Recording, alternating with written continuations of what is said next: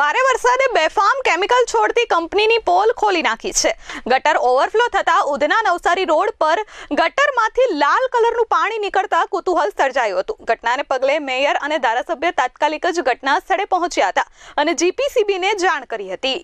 સુરતમાં ભારે વરસાદને કારણે જનજીવન અસ્તવ્યસ્ત જોવા મળ્યું છે। આજે વહેલી સવારથી અને કાલે મોડી રાતથી સુરતમાં અવિરત વરસાદ વરસી રહ્યો હતો, જેને પગલે અનેક વિસ્તારોમાં પાણી ભરાયા હતા। ત્યારે સુરતના ઉધના નવસારી રોડ પર પાણી ભરાતા લોકો પરેશાન થયા હતા, પરંતુ આ પાણી ભરાયા ત્યારે બેફામ કેમિકલ છોડતી કંપનીની પોલ પણ ખોલી નાખી છે। અવિરત વરસાદને પગલે ગટરો ઓવરફ્લો થઈ છે। ત્યારે સુરતના ઉધના નવસારી રોડ પર ગટર ઓવરફ્લો થતા ગટરમાંથી લાલ કલરનું કેમિકલ યુક્ત પાણી નીકળતા લોકોમાં કુતૂહલ સર્જાયું હતું, જેના કારણે તાત્કાલિક જ સ્થાનિક ધારાસભ્ય અને મેયર ઘટના સ્થળે પહોંચ્યા હતા।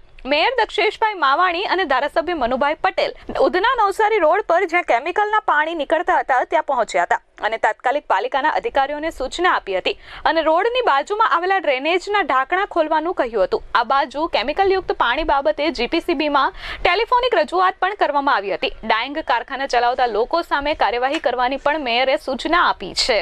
અત્રે ઉલ્લેખનીય છે કે ભારે વરસાદે બેફામ કેમિકલ છોડતી કંપનીની પોલ ખોલી નાખી હોય તેવા દ્રશ્યો સામે આવ્યા છે।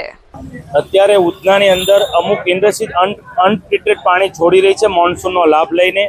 હું ધારાસભ્ય શ્રી ઉધના ઝોનના ઝોનલ ચીફ અને ઝોનલ અધિકારી સ્થળ પર આવે છે। કઈ ઇન્ડસ્ટ્રીઝમાં અત્યારે પાણી આવી રહ્યું છે, જીપીસીબીને ટેલિફોનિક વાત કરી છે કે તાત્કાલિક જે ઇન્ડસ્ટ્રી અનટ્રીટેડ પાણી છોડી રહી છે તેની પર પગલાં લઈ આ લોકોના જાન સાથે જે ખેલવાડી રહી છે જે કેમિકલ માફિયા તેની પર તાત્કાલિક એક્શન લે તેને માટે ગઈકાલે જ પાટીલ સાહેબના નેતૃત્વમાં એક હાઈ કમિટીની રચના થઈ છે અને તાત્કાલિક ટૂંકા ગાળા અને લાંબા ગાળાના બે કામ ગઈકાલની મિટિંગમાં નક્કી થયા છે।